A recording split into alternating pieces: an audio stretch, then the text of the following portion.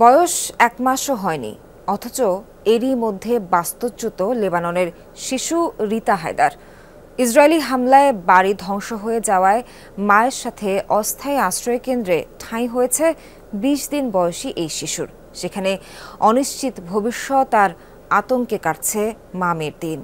গরম গরম রুটি, সাথে সুজির হালুয়া, দুর্দান্ত যুক্তির আটা ময়দার সুজি। কতটা হতভাগ্য হলে জন্মের মাত্র 20 দিনের মাথায় উদ্বাস্তু হতে হয়।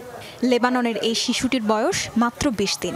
পৃথিবীর রং, রূপ আর সৌন্দর্য বুঝতে পারার আগে নিজের ঘর ছাড়তে হয়েছে রিতা হায়দারকে। নাবাতিয়ার একটি হাসপাতালে যেদিন রিতার জন্ম হয়, সেদিনই লেবাননের সর্বত্র বিমান হামলা শুরু করে ইসরায়েল।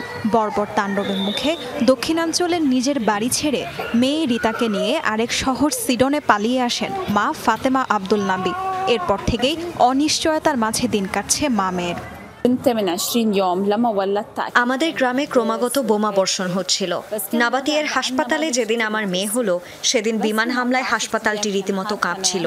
বাধ্য হয়ে পালানোর সিদ্ধান্ত নেই। 11 ঘন্টা গাড়ি চালিয়ে সিডনে পৌঁছাই।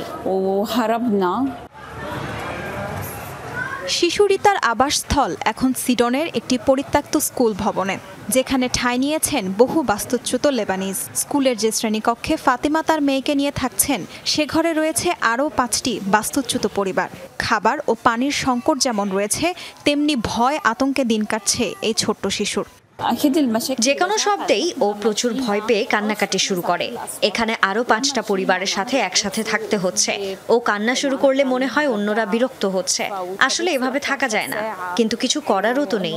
এমন কোনো জায়গা নেই যেখানে ওরা হামলা করছে না। লেবাননে ইসরায়েলের স্থল অভিযান শুরুর পর এখন পর্যন্ত বাস্তুচ্যুত হয়েছে 12 লাখের বেশি লেবানিজ। তাজরিয়ান সোবহান, যমুনা নিউজ।